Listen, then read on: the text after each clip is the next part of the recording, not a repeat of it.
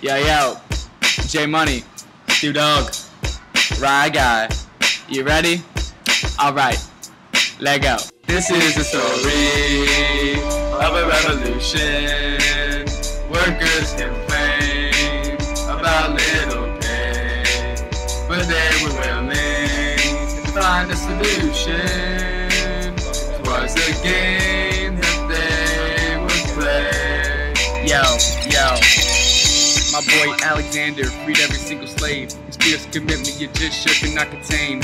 All the rich were going through so much pain, cause in their livelihood there now was a stain. Alex III came after Alexander II, main killers of his father, nobody really knew. You may ask yourself, what did he do?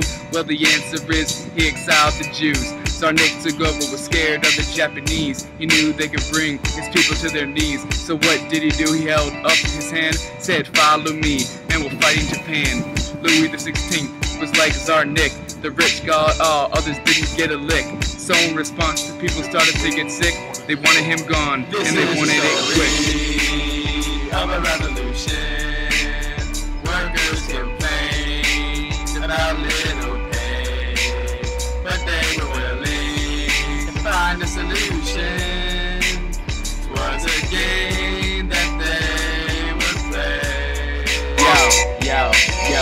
My boy Tsar Nick was in World War I. His wife Alexandra was having too much fun. This boy Rasputin was always trying to charm her. The fact that she was married didn't even alarm her. Alexei the son had a scary disease. At any moment he could fall to his knees. Rasputin said that he could make it pass, but it was all an act to get Alexander's heart. Track back, the IR hit Russia late. With little pay, there was no food on their plate. And like the French people, they had no bread. They're better off revolting than obeying instead. So they came together via propaganda, and a group tried to fulfill Marx's agenda. Marx wanted the workers to come together and rise up from the lowest nether. It was a community with no government, not successful, but it fueled the Bolsheviks. Yeah, the Bolsheviks. They wanted the change, no matter the cost and no matter the pain. Lenin would be the leader of this team, and when reinstated, he'd fulfill his regime. Then Russia and Japan, they went to war. With its late industry, Russia couldn't score. This angered all of the individuals, for a big country couldn't take a minuscule. World War II, Russia engaged in a battle. It swallowed all its resources and cattle. It was clear that they were losing more than they could gain, so Nicholas stepped down, which ended his reign. However, his successor Kerensky on the field, he decided it was a waste to stop and yield.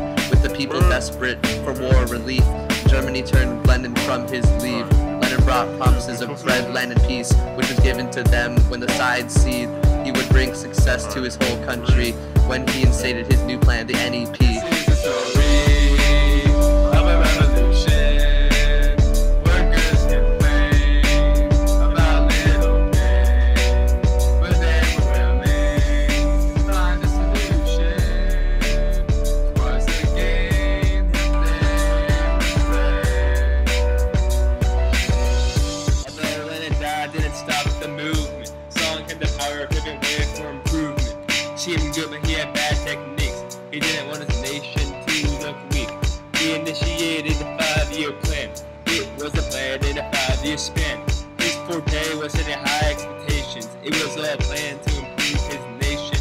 On the other side, Stalin was evil, stealing bread and killing all his people. He stayed in office for 30-some years, purging opposition and causing the fear. Trotsky, Tsar Nick, the list goes on. Stalin came out like a king in a pawn. He used KGB and indoctrination, tapped into phones and tricked the population. Yo, one more. Someone told her this was like the French Revolution, besides the fact that there was no constitution. Lenin, Stalin, Alexander and the Tsar, some dictators, and the other monarchs. People could write in France of Russia? Let's say both, because of the good old Duma and the tennis court oath. So at the end of it all, Stalin made it a success, although most of his strategies are really not the best, yo.